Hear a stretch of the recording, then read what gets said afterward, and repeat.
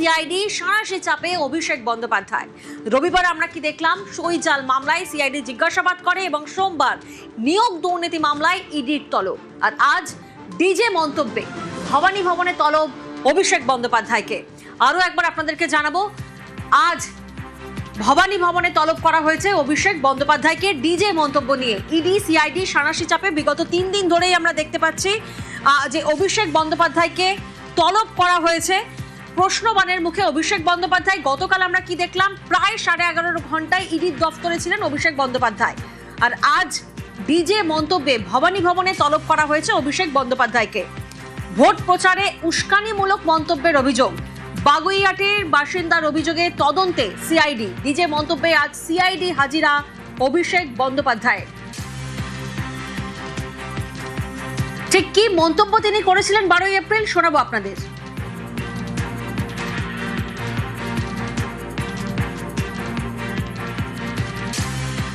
4 তারিখে রবীন্দ্রসঙ্গীতের সাথে হালকা করে একটু ডিজেও বাজবে। জবাবটা এমন ভাবে দিতে হবে, কড়ায় গন্ডায়। আমরা জানি 30শে মে প্রথমবার অভিষেক বন্দ্যোপাধ্যায়ের বাড়িতে যায় সিআইডি নোটিশ নিয়ে, আর এরপর একাধিকবার হাজিরার নির্দেশ দেওয়া হলো, তিনি কিন্তু হাজির হননি।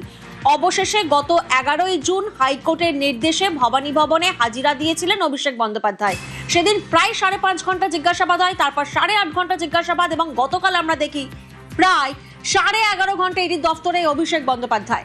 অনুপ প্রতিনিধি আমাদের সঙ্গে রয়েছেন, সরাসরি অনুপের কাছে যাব। অনুপ, কার্যত ইডি সিআইডি সাঁড়াশি চাপে অভিষেক বন্দ্যোপাধ্যায়। 12 এপ্রিল ঠিক কি মন্তব্য তিনি করেছিলেন আমরা শুনলাম, তাহলে আজ সিআইডি অফিসাররা তারা কি সেই মন্তব্যের প্রেক্ষিতে অভিষেক বন্দ্যোপাধ্যায়ের বাচনভঙ্গি কেমন ছিল, অভিষেক বন্দ্যোপাধ্যায়ের বডি ল্যাঙ্গুয়েজ কেমন ছিল, সেই যাবতীয় প্রশ্নের উত্তর খুঁজতেই কি আজকে তলব? ঠিক কোন কোন প্রশ্নের উত্তর খুঁজবেন আধিকারিকরা? দেখো, সাঁড়াশি চাপে অভিষেক বন্দ্যোপাধ্যায় এমনটাই বলা চলে। আজকে নিয়ে 3বার, এর আগে সিআইডির পক্ষ থেকে জিজ্ঞাসাবাদ করা হলো, তার পরবর্তী ক্ষেত্রে ইডির পক্ষ থেকে, আজকে একেবারে সিআইডির পক্ষ থেকে আবার তাকে জিজ্ঞাসাবাদ। ভোটের আগে যে উস্কানিমূলক মন্তব্য, সেই মন্তব্যের পরিপ্রেক্ষিতে বাগুইয়াটির বাসিন্দা রাজীব সরকার তিনি একটি অভিযোগ দায়ের করেছেন বিধাননগর সাইবার ক্রাইম থানায়। পরবর্তী ক্ষেত্রে দেখা যায় সেই মামলার কেস ডায়েরি বা তদন্ত নেয় সিআইডি। এরপরেই অভিষেক বন্দ্যোপাধ্যায় তাকে তলব করা হয়। আজকে ইতিমধ্যেই তাকে তলব করা হয়েছে এবং তিনি সিআইডি দপ্তরে ইতিমধ্যে হাজিরা দেবেন এবং জিজ্ঞাসাবাদের সম্মুখীন হবেন। এবং ভোটের আগে যে উস্কানিমূলক মন্তব্য তিনি দিয়েছেন, বলা হচ্ছে 4 তারিখে ডিজে বাজার মতো ঘটনা বলেছিলেন এবং দুপুর 1টার পরে রবীন্দ্রসঙ্গীতের মাঝে ডিজে বাজানো হবে। এবং সেদিনকে তার বলার যে ধরন বা বডি ল্যাঙ্গুয়েজ কেমন ছিল, কিভাবে তিনি উস্কানিমূলক মন্তব্য দিলেন, এভাবে একজন রাজনৈতিক ব্যক্তি হয়ে উস্কানিমূলক মন্তব্য আদতে দেওয়া যায় কিনা। এবং সেদিনকে যখন এই সমস্ত মন্তব্য তিনি করছিলেন, 4 তারিখ সন্ধ্যা দুপুর 1টার মধ্যে কিন্তু এই ডিজে বাজানো হবে এবং রবীন্দ্রসঙ্গীতের মাঝে ডিজে বাজানো হবে, সন্ধ্যা পর্যন্ত অপেক্ষা করতে হবে না, এরকম মন্তব্য তিনি করেন। এর পরবর্তী ক্ষেত্রেই দেখা গেল বাগুইয়াটির এক বাসিন্দা রাজীব সরকার তিনি অভিযোগ করেছিলেন। তিনি মনে করেছেন কোথাও গিয়ে যে একেবারে প্ররোচনা উস্কানিমূলক মন্তব্য। যদি সেদিনকে তৃণমূল সরকার ক্ষমতায় আসতো, সেক্ষেত্রে কিন্তু তাহলে বিরোধীদের মারধর করার মতো ঘটনা ঘটতো, এমনটা তিনি মনে করেছেন। সেই কারণে তিনি লিখিত অভিযোগ দায়ের করেছেন এবং এই অভিযোগের পরিপ্রেক্ষিতে পরবর্তী সময় কেস ডায়েরি থেকে শুরু করে তদন্ত নেয় সিআইডি। এবং এরপরেই লক্ষ্য করা যায় অভিষেক বন্দ্যোপাধ্যায় তাকে তলব করা হয়েছে এবং অভিষেক বন্দ্যোপাধ্যায় কিছুক্ষণের মধ্যে সিআইডি দপ্তরে আবার আজকে আসবেন এবং হাজিরা দেবেন। সেদিনকে যে সমস্ত একাধিক বডি ল্যাঙ্গুয়েজ যে তিনি যে মন্তব্য করেছিলেন, তার পাশাপাশি শুধুমাত্র ভগবানপুর নয়, অন্যদিকে আরামবাগ, মগরাহাট, বিভিন্ন জায়গায় কিন্তু রাজনৈতিক মঞ্চ থেকে এরকম মন্তব্য তিনি করেছিলেন, যা উস্কানিমূলক মন্তব্য বলে এমনটাই মনে করা হচ্ছে এবং তিনি হুমকির সুরে বলেছিলেন বলে এমনটা মনে করা হচ্ছে।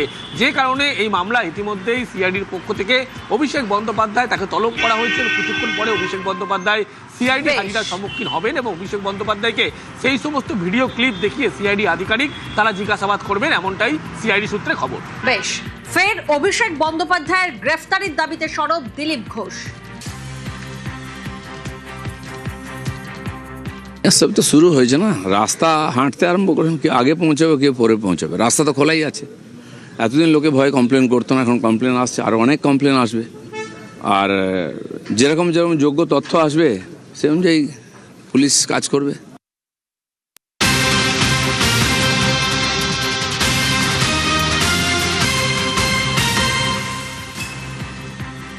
আজ আর কিছুক্ষণের মধ্যেই ভবানী ভবনে পৌঁছবেন অভিষেক বন্দ্যোপাধ্যায়। গতকাল আমরা কি দেখি, গতকাল আমরা দেখি প্রায় 11 ঘন্টা জিজ্ঞাসাবাদ ইডির। নিয়োগ দুর্নীতি মামলায় অভিষেক বন্দ্যোপাধ্যায়কে জিজ্ঞাসাবাদ করা হয়।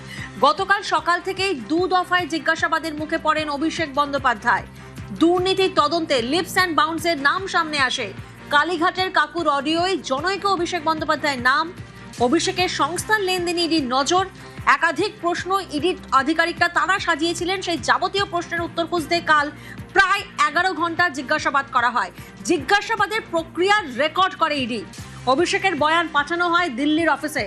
গতকাল সকাল 10:56 সিজিও কমপ্লেক্সে পৌঁছন অভিষেক বন্দ্যোপাধ্যায়, আর তারপর রাত 10টা নাগাদ, অর্থাৎ প্রায় 11 ঘন্টা অতিক্রান্ত হওয়ার পর সিজিও কমপ্লেক্স থেকে বেরোন তৃণমূল সাংসদ। নিয়োগ দুর্নীতিতে লিপস অ্যান্ড বাউন্সের নাম সামনে আসে। নিয়োগ দুর্নীতিতে কালীঘাটের কাকুর অডিও ক্লিপে নজর আসে।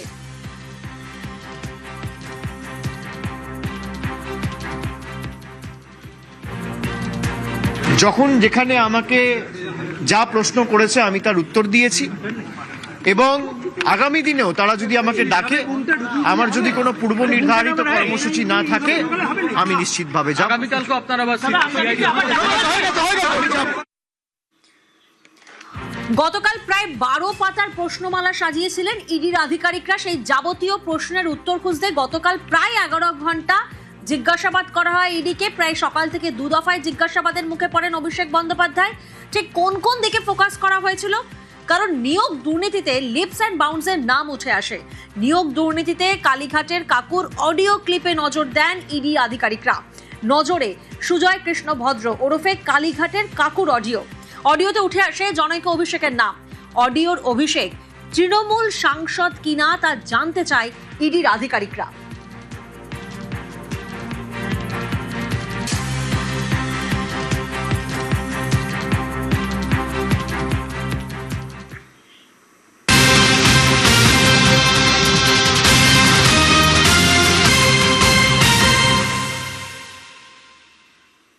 পাশাপাশি আরো একটি গুরুত্বপূর্ণ খবরের দিকে নজর রাখবো।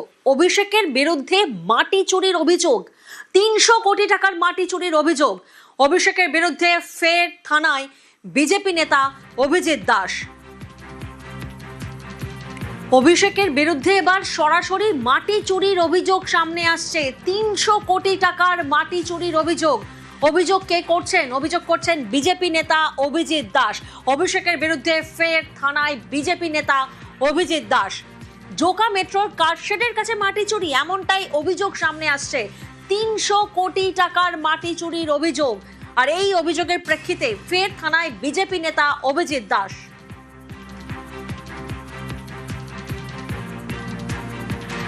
অভিষেক ব্যানার্জি এখানকার এমপি হওয়ার পর বিভৎসভাবে এখানে সয়েল ইরোশন করা হয়েছে, মাটি কেটে বিক্রি করে দেওয়া হয়েছে। 10 বিঘা 15 বিঘার একটা দিঘি খনন করা হয়েছে, 100 ফিট 115 ফিট করে ডিপ। সেগুলো সারদার প্রায় 400 কোটি টাকার মতো মাটি কেটে প্রায় 20টার মতো দিঘি কেটে ওরা বিক্রি করেছে। আমরা এফআইআর করেছিলাম, দিলীপ মণ্ডল রয়েছেন যে বিষ্ণুপুর এমএলএ। তা একই টাইপের আমরা ইনভেস্টিগেশন করতে গিয়ে আমাদের হাতে প্রচুর এই ধরনের স্যাটেলাইট পিকচারের মাধ্যমে আমরা দেখতে পেয়েছি যে এখানকার দক্ষিণ চব্বিশ মোটামুটি শেষ করে দিয়েছে ভাইপো গ্যাং। পুরো তারই নির্দেশে 300 কোটি টাকার মতন মাটি কেটে ফেলা হয়েছে মেট্রো, জোকা মেট্রোর কারশেডটা। তারপরে পুরো এতটা প্রায় হচ্ছে আপনার 163 বিঘা জমি পুরো মাটি কেটে প্রায় 100 ফিট 120 ফিটের মতো মাটি কেটে 300 কোটি টাকার বেশি হবে, কম নয়, মাটিটাকে বিক্রি করে দেওয়া হয়েছে। প্রতিনিধি সমীর এই মুহূর্তে আমাদের সঙ্গে রয়েছেন। সমীর, আমরা শুনছিলাম বিজেপি নেতা অভিজিৎ দাস, তিনি বলছেন স্যাটেলাইট পিকচারের মাধ্যমে ধরা পড়েছে যেখানে প্রায় 100 থেকে 150 ফুট মাটি কাটা হয়েছে। 300 কোটি টাকার মাটি চুরির অভিযোগ সামনে আসছে। ঠিক নির্দিষ্টভাবে কি কি অভিযোগ এবং কি কি করা হয়েছে কি জানা যাচ্ছে? এটা নতুন নয়, এরকম বিষ্ণুপুর এলাকা, বিষ্ণুপুর, মহেশতলা সব জায়গায় এরকম মাটি চুরি হচ্ছে। পাশাপাশি বিষ্ণুপুরে দুদিন আগেও একটা অভিযোগ করেছিল, তারপরে এবং মহেশতলা কালীতলা আশুতি থানার সংলগ্ন জোকা মেট্রো, যেখানে মেট্রোর কাছেই মাটি কেটে চুরি হয়ে যাচ্ছে। 300 কোটি টাকার মাটি কেটে চুরি হয়েছে বলে অভিযোগ করছে বিজেপি নেতা অভিজিৎ দাস। এবং অভিজিৎ দাস আরো অভিযোগ করছে যে এই মাটি চুরি করে নানাভাবে যে বিক্রি করেছিল, করার পরে এবং এই মাটি বিক্রি করে এবং এই ডায়মন্ড হাওড়ার লোকসভার কেন্দ্রের যে অভিষেক বন্দ্যোপাধ্যায়, ওনার বিরুদ্ধে অভিযোগ তুলছেন এবং ওর যে আত্মসহায়ক আছে তার বিরুদ্ধে অভিযোগ তুলছে, এবং ওখানকার ঠাকুরপুকুর মহেশতলা ব্লকের সভাপতি বিপ্লব মণ্ডল তার বিরুদ্ধে অভিযোগ তুলছে। এরা সবাই মিলে যে এই মাটি চুরি করেছে, 300 কোটি টাকার মাটি, এই মাটি চুরি করার কারণ পিছনে কাদের কাদের হাত আছে, এই জন্যই এই অভিযোগ এর আগেও বিষ্ণুপুরে করেছে এবং করলো এই সমীর, যে অভিযোগ সামনে আসছে যে 300 কোটি টাকার মাটি চুরি হয়েছে, এটা তো কোনো একদিনের অভিযোগ নয়, মানে এটা একটা দীর্ঘায়িত প্রসেস। এটা দীর্ঘদিন ধরে হচ্ছিল। তখন যেহেতু পুলিশের কাছে যেহেতু অভিযোগ করতে গেলে পুলিশ এখানে কোনো অভিযোগ নেয় না, এটা নতুন নয়। এই যে পুরো এই ডায়মন্ড হারবার লোকসভা জুড়ে যেটা মহেশতলা আছে, আশুতি আছে, তারপর বিষ্ণুপুর আছে, সাতগাছিয়া আছে, এরকম বজবজ আছে, এরকম সব জায়গায় মাটি চুরি হচ্ছে। কিন্তু পুলিশ প্রশাসনকে এর আগেও জানাতে অনেকে লোক জানাবার চেষ্টা করেছে। এই অভিজিৎ দাস উনি নিজেও মেল করে অনেকবার জানিয়েছেন, কোনো কিন্তু তখন ভুরুক্ষেপ হয়নি। যখন মুখ্যমন্ত্রী বলে দিয়েছে পুলিশ প্রশাসনের নজরে আসেনি, পুলিশ প্রশাসন উদাসীন ছিলেন বলেই হয়তো 300 কোটি টাকার মাটি চুরির অভিযোগ আজ সামনে আসছে। অভিষেক ও তাঁর পিএ ছাড়াই পঞ্চায়েত সমিতির সভাপতি সহ একাধিক তৃণমূল নেতার বিরুদ্ধে এই অভিযোগ। সিট গঠন করে তদন্তের দাবি অভিজিৎ দাসের।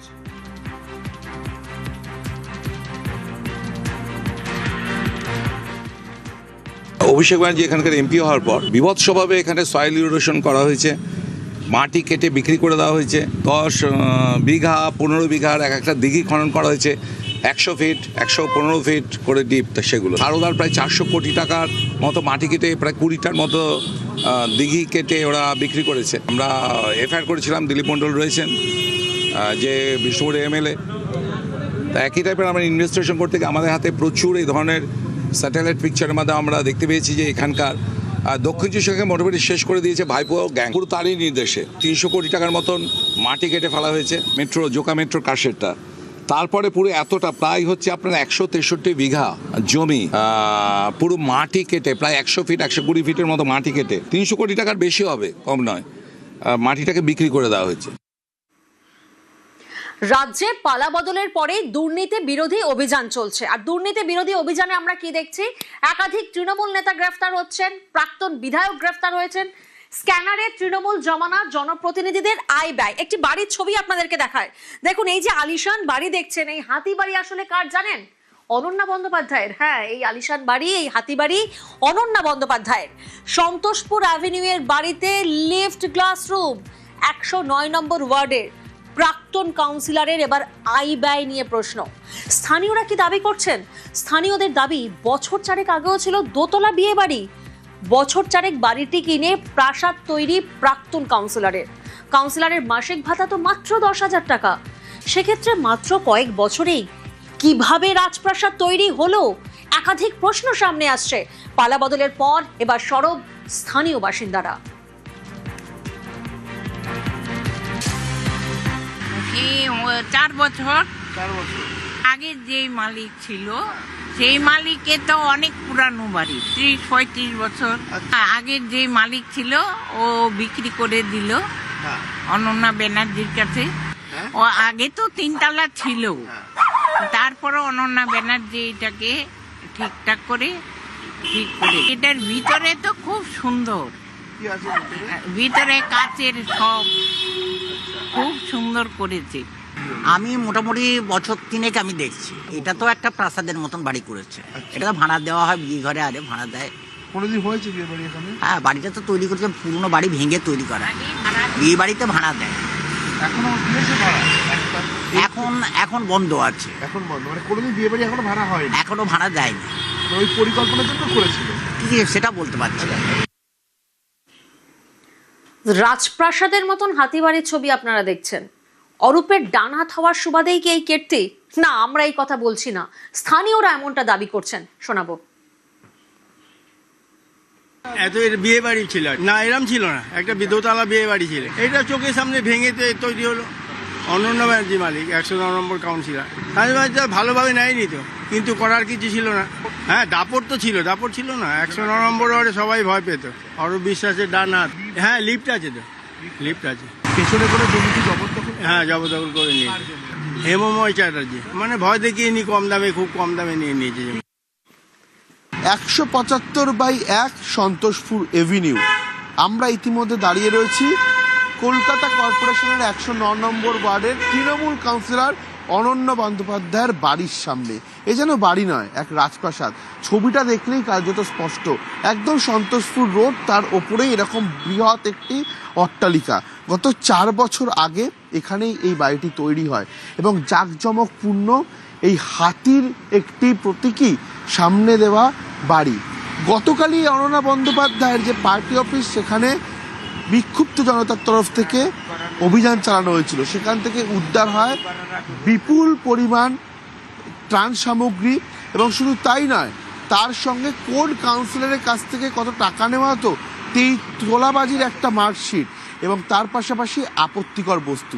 এবার নজরে সেই কাউন্সিলরেরই অট্টালিকা। একেবারে এখানকার স্থানীয় বাসিন্দারা যারা বলছেন, একটি 30 থেকে 40 বছরের পুরাতন বাড়ি, সেই পুরাতন বাড়ি কার্যত তিনি তৈরি করে ফেলেছেন রাজপ্রাসাদে এবং বাড়ির ভেতরে রয়েছে লিফট, গ্লাস রুম, সুসজ্জিত একের পর এক সুবিধা। কোথা থেকে আসলো এত টাকা? কারণ কলকাতা কর্পোরেশনের যদি কেউ কাউন্সিলর হয় তাহলে খুব বেশি হলে 10,000 টাকা তিনি ভাতা পান। সেই জায়গায় দাঁড়িয়ে এরকম কোটি কোটি টাকার বাড়ি এবং সন্তোষপুর রোডের ওপর তৈরি, এই টাকার উৎস কি? এই বিষয় নিয়ে কিন্তু উঠছে প্রশ্ন। ক্যামেরায় দীপঙ্কর মল্লিকের সঙ্গে রৌনক দত্ত চৌধুরী, নিউজ 18 বাংলা, কলকাতা।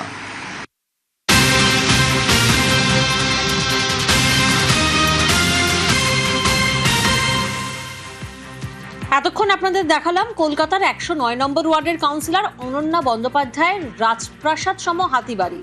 আর এবার দেখাবো এই কাউন্সিলরের অফিসের কন্ডম। অনন্যা বন্দ্যোপাধ্যায়ের অফিসের আলমারিতে কন্ডম উদ্ধার হয়েছে। তৃণমূল কাউন্সিলরের অফিসে ত্রাণ রয়েছে, জমির দলিল রয়েছে।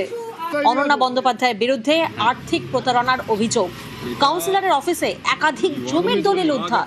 জমির দলিল ওয়ার্ড অফিসে কি করে পাওয়া যায়?